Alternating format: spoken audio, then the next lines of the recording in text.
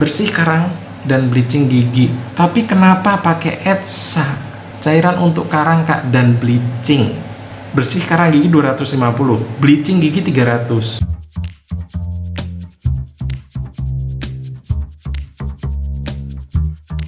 Halo semuanya, terima kasih udah klik video ini. Jangan lupa subscribe dan nyalakan loncengnya agar kita bisa ketemu setiap hari dan akan menjadikan wawasan dan kewaspadaan di tengah masyarakat. Kortugi, broadcaster of daily awareness. Nah, hari ini kita akan membahas satu akun yang ada di Instagram, yaitu Imanda Beauty Care.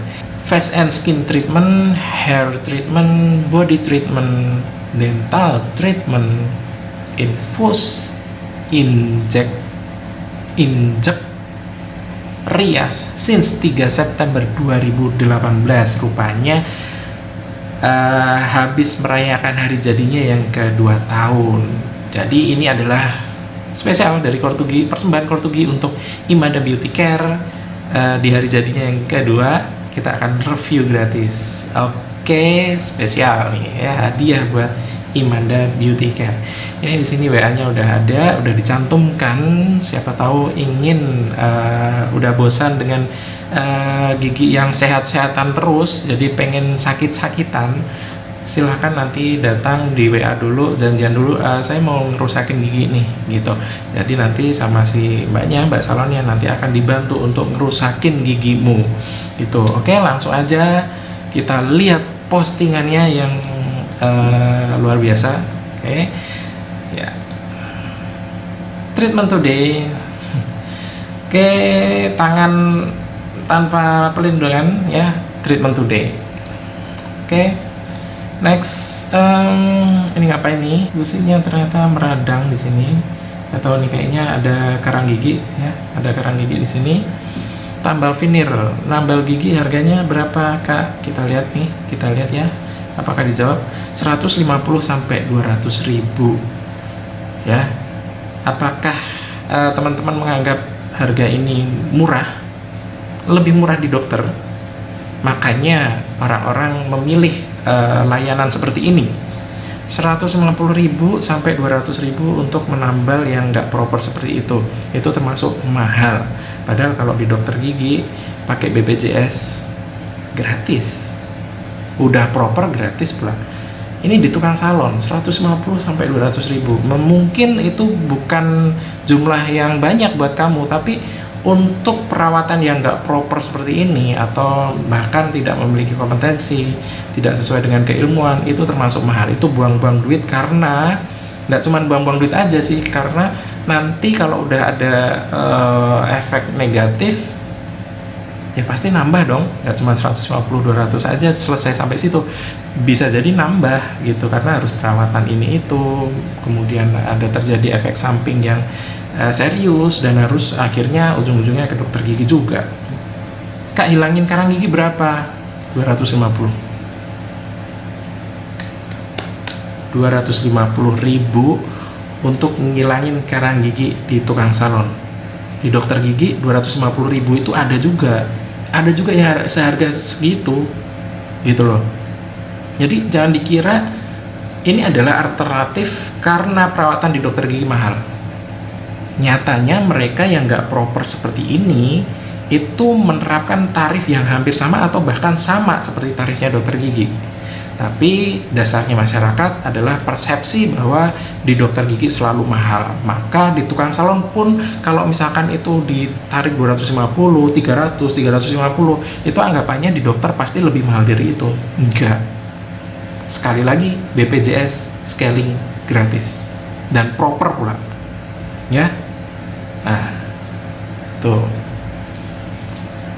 Oke, behel gigi atas. Behel gigi atas kenapa dibur? Mau diapain? Dibersihkan kali ya. Kayaknya sih dibersihkan, karena dia nggak punya brush, dia langsung pakai bur. Ya dimakan aja sekalian itu lapisan gigi email itu. Ya pasti bersih gitu, bersih dari kotoran, bersih dari emailnya juga gitu. Emailnya bakal hilang. Tambal gigi. Ini pakai baju putih ya, biar seolah dia profesional medis. Ya, tapi ya kayak gini aja. ya. Ini udah pakai sarung tangan, udah pakai handscoon, tapi nyentuhnya di kasur juga. Oke, next. Ini diapa? Diganjel-ganjel. Diganjel pakai cotton bud. Udah kayak apa ya? Ini kayaknya buat isolasi ya. Mungkin niatnya adalah biar ludahnya nggak ngalir-ngalir, sekaligus buat dongkrak bibirnya. Nggak hanya untuk melindungi biar ludahnya nggak ngalir ke gigi, tapi batangnya itu buat dongkrak juga biar bibirnya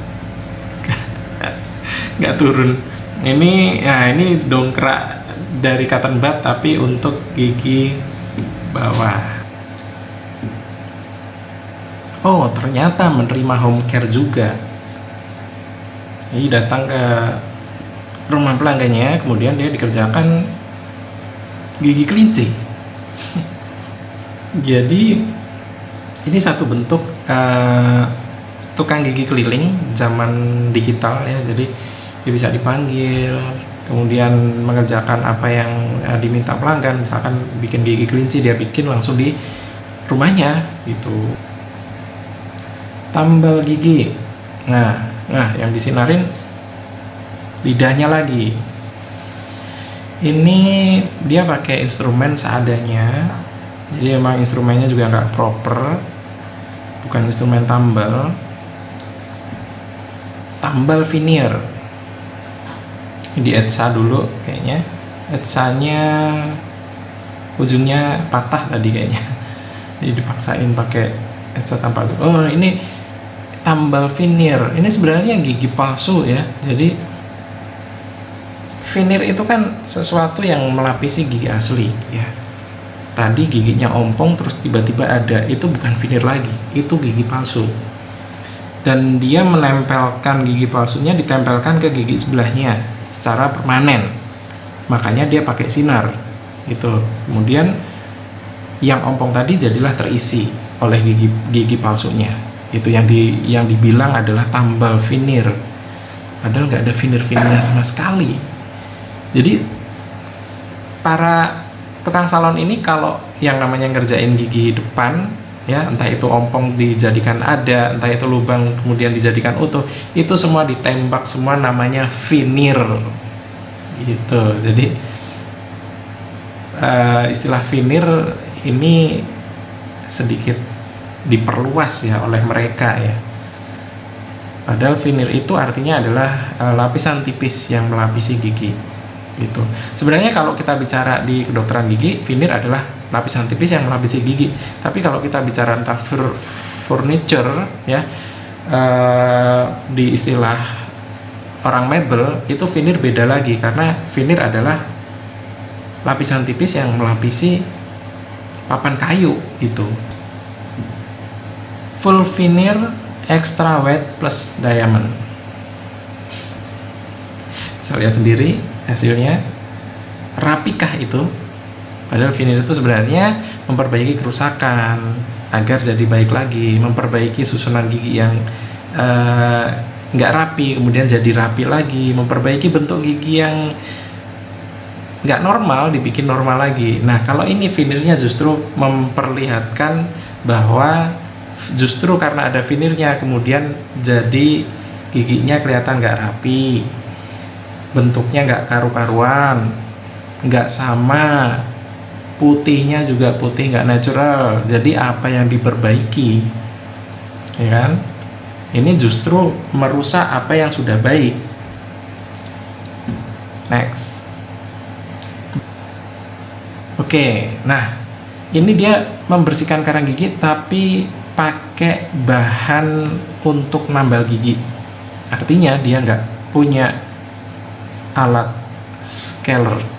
Itulah kenapa dia pakai etsa untuk melunakkan karang giginya. Ngawur bro, karang gigi dilunakkan pakai etsa. Ya jelas lunak, tapi dia bisa menghancurkan giginya juga. Itu bukan untuk melunakkan karang gigi. Yang satu asam untuk karang gigi itu beda dengan asam yang dipakai untuk tambalan ya. ETSA, dalam hal ini ETSA. Nah, dia pakai ETSA dan dicongkel-congkel, gusinya berdarah. Masih ada ya yang percaya dengan pelayanan seperti ini, dan mereka bayar 250.000 untuk membersihkan karang gigi. Udah mahal, nggak proper. Kalau duit segitu udah bisa perawatan ke dokter gigi. Apakah mereka takut ke dokter gigi? Entah itu takut karena nanti takut didiagnosis aneh-aneh, takut kalau lebih mahal. Ya tadi ya balik lagi ke persepsi bahwa persepsinya adalah dokter gigi selalu lebih mahal ketimbang tukang salon. Tukang salon mau ngasih harga berapapun, dianggapnya dokter gigi pasti lebih dari itu. Tapi kita lihat pengerjaannya nggak proper, membahayakan, berdarah-darah, dan kita lihat di sini ETSA-nya malah justru akan merusak gigi, melunakkan karang gigi iya, tapi giginya ikut melunak. Berapa kak? Nih, mau bersihin karang gigi dan bleaching, dia sama-sama pakai ETSA. Perhatikan. Ya, nih ada yang nanya, itu yang di botol apaan ya? Yang di botol mana mbak? Padahal itu jelas-jelas ETSA, cairan untuk karang dan bleaching.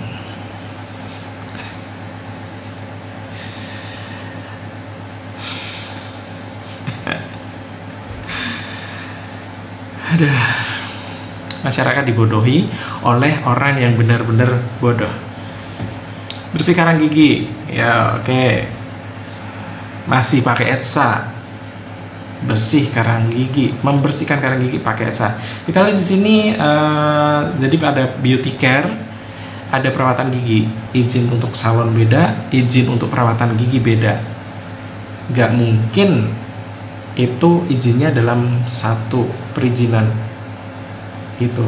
Jadi kalau di situ ada salon yang mungkin salonnya itu sudah memiliki izin, itu adalah izin untuk salonnya, bukan untuk perawatan giginya. Gitu. Perawatan giginya nggak mungkin dapat izin. Karena apa? Karena dia bukan dokter gigi. Syarat untuk mendapatkan izin adalah dia harus dokter gigi. Ya. Jadi jangan sampai tertipu hanya karena udah ada izin salon, bukan berarti tindakan perawatan giginya juga sudah mengantongi izin. Nggak mungkin. Beda. Izinnya beda. Harus cerdas, harus berpikir kritis.